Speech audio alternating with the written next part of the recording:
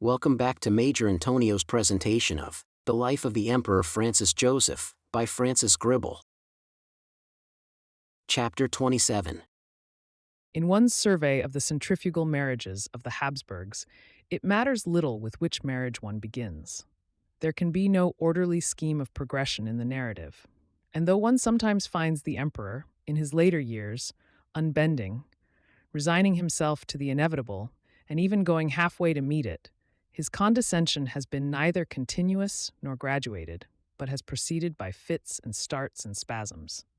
At one moment, we seem to see good nature triumphing over pride. At another, the supple back once more stiffens itself to the rigidity of the days of old. Conflicting considerations have done battle in his mind. Did he dare resist? Could he afford to yield? Had he any tender feelings towards the individuals who pleaded for the concession? Only by considering how these several questions presented themselves to him can one discover unity of principle in his contradictory responses to the innumerable appeals. The rule, theoretically absolute, is modifiable by the emperor's caprice. Francis Joseph is the head of the house as well as the sovereign ruler of the empire. His judgment seat is, in all family matters, the ultimate tribunal. He can grant dispensations like the Pope, and he sits without assessors to decide whether hallowed principles or personal inclinations constitute the higher law. There are times when he feels that he would like to yield but must not, times when he yields, against his will, to a pressure which wears down his resistance, times when, though there is no particular reason why he should not yield, he simply does not choose to. One can easily adduce both earlier and later examples of each of the three attitudes. But one can trace through them all a gradual weakening, due in part, no doubt, to advancing age, but in part also to a dawning perception of the deleterious effect of the Habsburg system upon human happiness.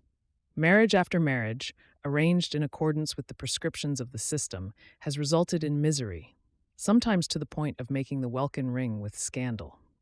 The failure of Rudolph's marriage was notorious. The failure of Otto's marriage was hardly repaired by his wife's dutiful attention to him when he came back to her, a mental and moral as well as a physical wreck.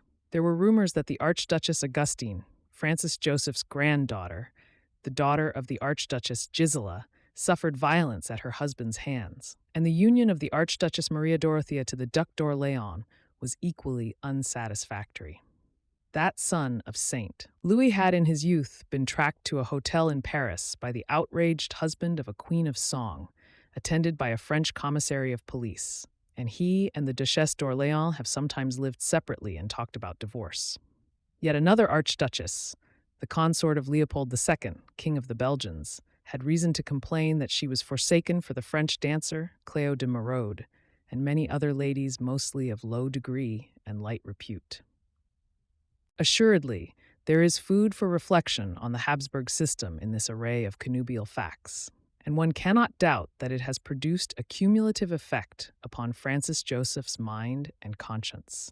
Nonetheless, it has found other preconceptions and prejudices firmly entrenched in that mind and conscience, and the campaign between the two sets of ideas and points of view has been long and violent, the victory inclining sometimes to the one side and sometimes to the other.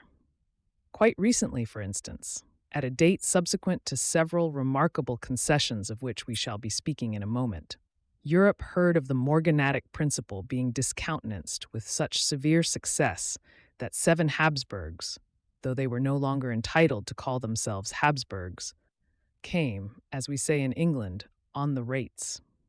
This is how a Viennese correspondent chronicles the incident.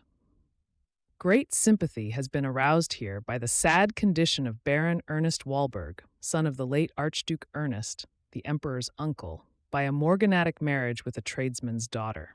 His father gave him £2,000 a year while he lived, but these payments ceased on his death. Baron Walberg was an officer in the Austrian army, but he resigned his commission when he married a poor work girl. He applied for an audience of the emperor, who declined to see him. He then stopped the emperor in the street at Budapest and described his sad situation.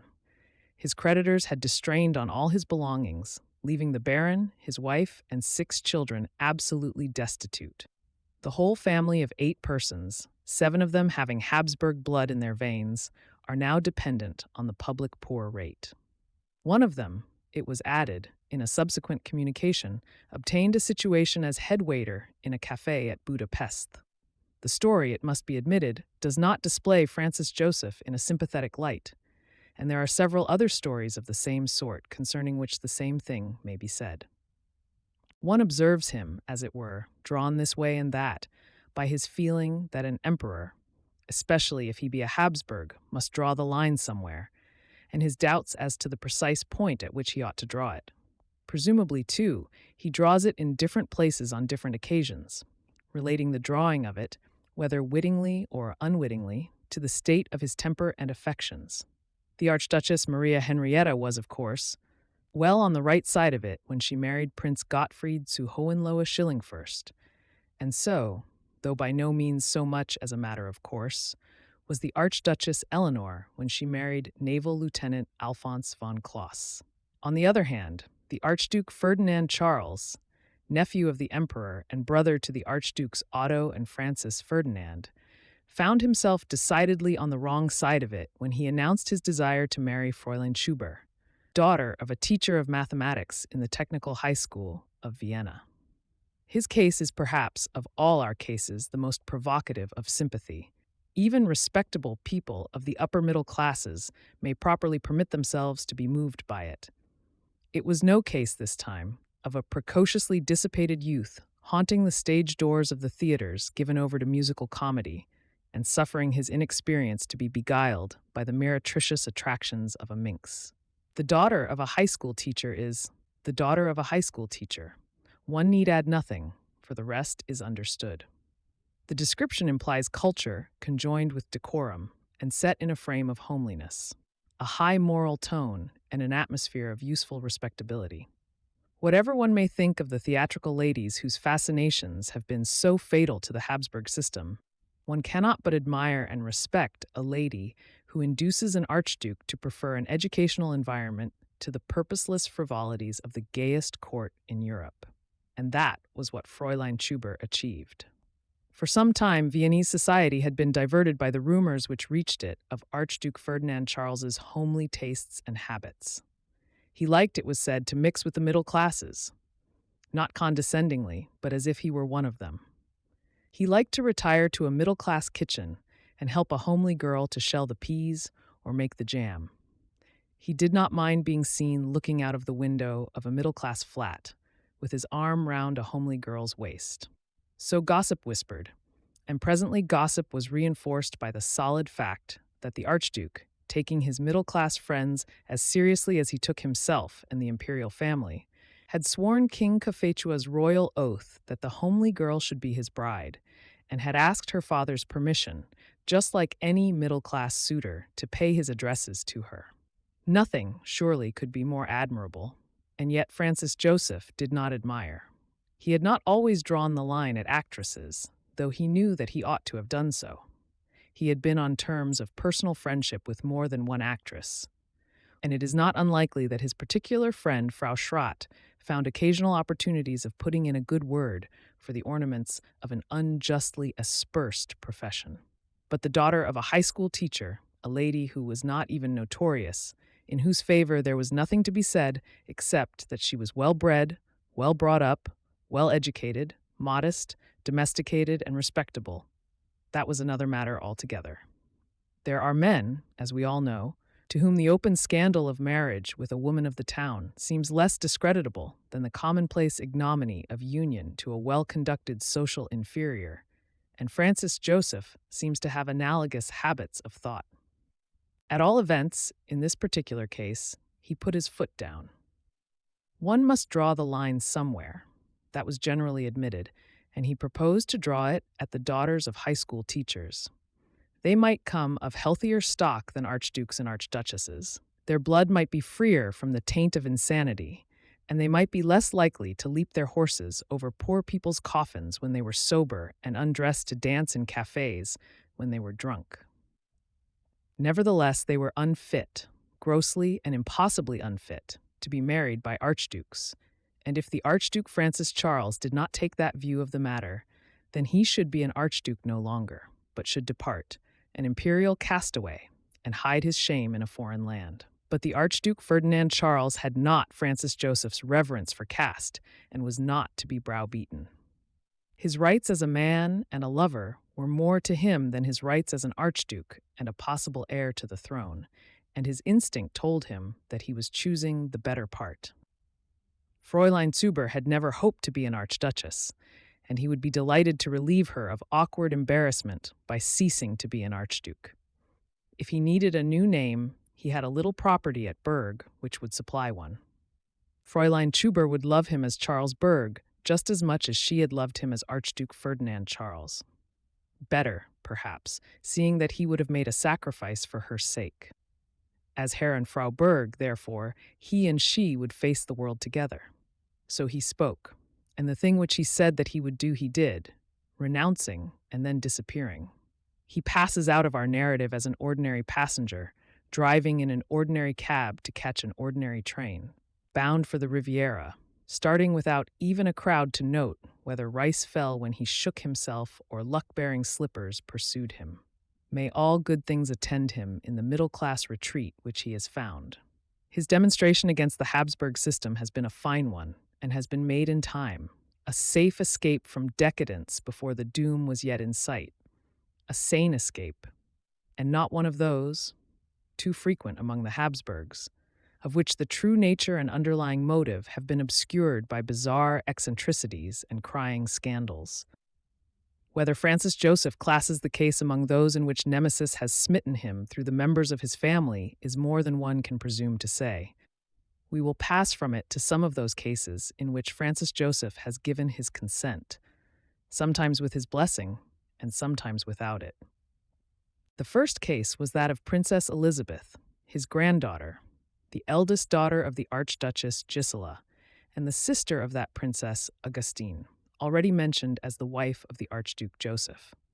She sought a private interview with her grandfather in order to tell him a secret which she had not ventured to tell her mother. And the secret was that she had given her heart to Baron Otto von Siegfried zu Butenheim, a dashing young lieutenant of cavalry in the Bavarian army. It was very objectionable, the more so because love in this instance was laughing not only at rank, but also at religion. Otto von Siegfried zu Butenheim was a Protestant, and the houses of Wittelsbach and Habsburg resemble each other, not only in their liability to mental derangement, but also in the soundness of their Catholic principles. Still, the case was one in which excuses and allowances could be made. Princess Elisabeth, though a granddaughter, was not an archduchess. The disgrace, if disgrace there was, would fall not on Austria, but on Bavaria. Moreover, Otto von Siegfried zu Butenheim, though a subaltern, was a baron, and we have several times noted the ancient maxim of the Austrian aristocracy that mankind begins with the baron. Creed may count for more than lineage in church and before the throne of grace, but lineage counts for more than creed at court and in society. If principles might be tampered with at all, this was a proper time for tampering with them, especially as Princess Elisabeth pleaded very pitifully and prettily. So Francis Joseph tampered, showing, as it were, that the Habsburgs could afford to be more tolerant than the Wittelsbachs because they were greater and grander. He not only consented to the marriage, but gave the young Bavarian bridegroom a refuge in his dominions and a commission in his army. Nor has he had any reason to regret his indulgence, for this is one of the happy marriages which have no history. And what one says of that marriage, the one which made the first effective breach in the wall of Habsburg pride and prejudices, one may say of the marriages of various other bridal couples who presently insisted on following through the breach which had been made. The marriage of Archduchess Stephanie to Count Launier, of Stephanie's daughter, the Archduchess Elisabeth, to Otto von Windischgrätz, and of the Archduke Francis Ferdinand to Countess Sophie Chotek.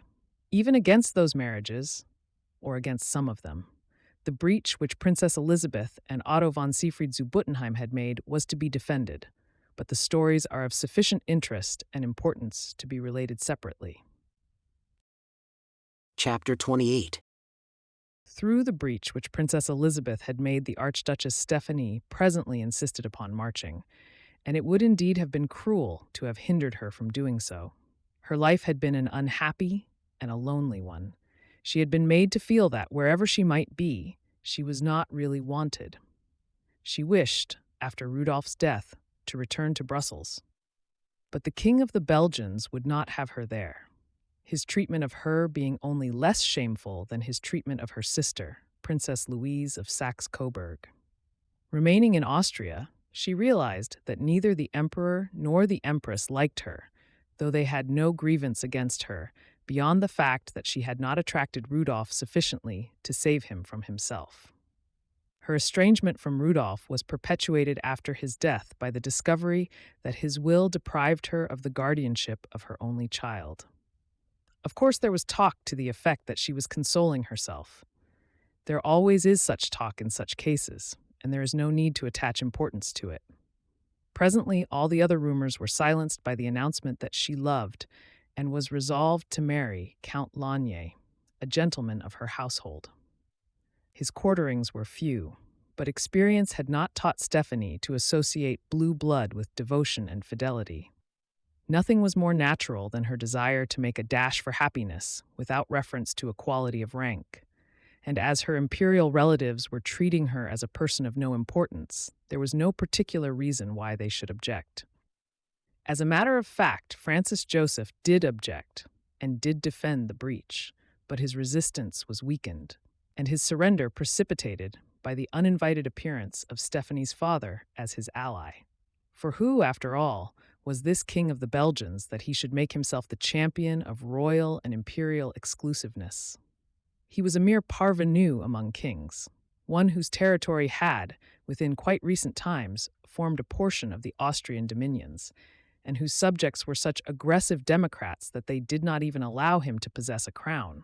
A scandalous king, too, whose ostentatious intrigues with dancing girls were derided in all the comic papers of Europe, and who punished no one for lèse-majesté when his portrait and theirs were offered for sale side by side in the kiosks at Ostend. How could the head of the House of Habsburg stand shoulder to shoulder in support of his caste with such a man as that? The cause was obviously compromised by the alliance, and the dignified course for Francis Joseph was to show that he could afford to be magnanimous, even if Leopold II could not. He took that dignified course and made that magnanimous gesture. In the name of tradition, Leopold II stopped his daughter's allowance. It was only £2,000 a year, and deprived her of her title of Royal Highness. Francis Joseph retorted by giving his daughter-in-law a considerable sum of money and announcing that she might retain her imperial dignities. He cut the nobler figure of the two, and praise of his magnanimity rewarded him. But his pride nevertheless had to find utterance. He had to make it clear that, though he consented, he did not approve, but regarded Count Lanier as an intruder in a family infinitely above him. When Stephanie came to court, she had to come without her husband, and when Stephanie's daughter was married, Count Lanier, though suffered to be present in the crowd at the religious ceremony, received no invitation to the subsequent luncheon. It sounds petty, and one need not suppose that Stephanie did not care. But if Francis Joseph could make her unhappy for a day, he could not make her unhappy on the whole. One cannot leave the subject of her marriage without quoting once again her own joyous anticipation of it. Is it possible? A long, long, terrible night has gone by for me, and I see a rosy dawn of hope on the clouded sky, a ray of light which tells of the rising sun of joy. Will the sun rise in full glory? Will he warm me with his rays and dry the tears from my cheeks? Come, my son, come. You find a poor faded flower whose freshness has been destroyed by the hard frost of fate." Unquote. With that, we may leave Stephanie and pass to the story of her daughter's marriage, the marriage to which Count Lanier received no invitation. Of all his relatives, the Archduchess Elisabeth was probably the one whom the emperor loved the best. She saw but little of her mother, who traveled a great deal, both before her marriage to Count Lanier and afterwards. Her principal companions were the daughters of the Archduchess Isabella, and her tastes are said to have been simple. She was fond of gardening, selling vegetables to give the proceeds to the poor. And a pleasant story is told of her devotion to her fox terrier. The place was the Schönbrunn Park, and the time was winter. Her only attendant was a footman. Quote, "The lively little dog jumped on the fresh ice of a fountain, which broke under him." The little animal struggled in the water, and Princess Elisabeth called to the footman to save it. The man found an excuse and did not move a hand. Then the princess screamed at the top of her voice, "You nasty coward! I'm not half so big as you, but I'll go in, even if I get drowned." The man held her fast, although she shrieked and struggled, and a gardener coming to the rescue, the little dog was saved. But Princess Elisabeth dislikes all footmen and flunkies since that day. Unquote. It seemed as if a destiny of great distinction was in store for her. There was even talk of marrying her to the German emperor's son, Prince Eitel Fritz, and raising her to the Austrian throne. Whether that plan would have proved agreeable to public opinion is doubtful, but a circumstance soon occurred which removed it from the sphere of practical matrimonial projects. At her very first ball, Elizabeth met young Otto von Windischgrätz, a lieutenant in the Lancers. She met him again at tennis parties at Laxenburg, and presently she announced to one of her aunts that she meant to marry Otto von Windischgrätz, and that, if she were not allowed to marry him, she should spend the rest of her days in a convent. "Tell your grandfather about it," said her aunt, and she went into the next room and told him. Otto von Windischgrätz was one of the Windischgrätzes, and Francis Joseph owed a great deal to them. To Alfred von Windischgrätz, indeed, as was shown in an earlier chapter, he may almost be said to have owed his throne. But no one expected that fact to count with Francis Joseph, especially as Otto only belonged to a junior branch of the family, and it is quite likely that it did not count with him. What did count was his affection for his granddaughter. As a rule, he inspired his relatives with awe rather than affection, but Elizabeth was really fond of him, and he was fond of her, and could not bear to see her cry. So he listened patiently and promised to see what could be done. For the sequel, we may quote Sir Horace Rumbold's Austrian court in the 19th century. A few days later, he sent for the father, Prince Ernest Windischgrätz, and talked the matter over with him, ending what must have been a somewhat trying conversation for the parent of the aspiring young man, by telling him that he trusted his granddaughter would receive as kindly a welcome im Windischgrätzschen Hause as Prince Otto might be assured of from him and the Imperial family. On the occasion of the marriage, the entire junior branch of this old Bohemian house to which the bridegroom belonged was given the rank of Durchlaucht, or Serene Highness. Unquote. So love triumphed again, and triumphed this time not only without opposition, but also without the accompaniment of petty annoyances. One would be glad if it were possible to leave this matrimonial branch of the subject on that note, but it is not. We have already seen that the measure meted out to the Archduchess who loved the Lancer was by no means meted out to the Archduke who loved the daughter of the professor of mathematics. The story of Francis Joseph's severe attitude towards the romances of Herr Wulfling and Princess Louisa of Tuscany has still to come. And before we reach those stories, we have to hark back and consider the case of the Archduke Francis Ferdinand and Countess Sophie Chotek. That, of all the matrimonial encounters, has been the most interesting and the most important. It was not a single battle, but a prolonged campaign, in which we see Francis Joseph giving ground step by step. The final result of the conflict is still uncertain, and the full consequences of the victory gained by human affection over the Habsburg system cannot be measured and known until after Francis Joseph's death. This concludes today's reading of the life of the Emperor Francis Joseph, by Francis Gribble. Join us also the day after tomorrow for the subsequent part.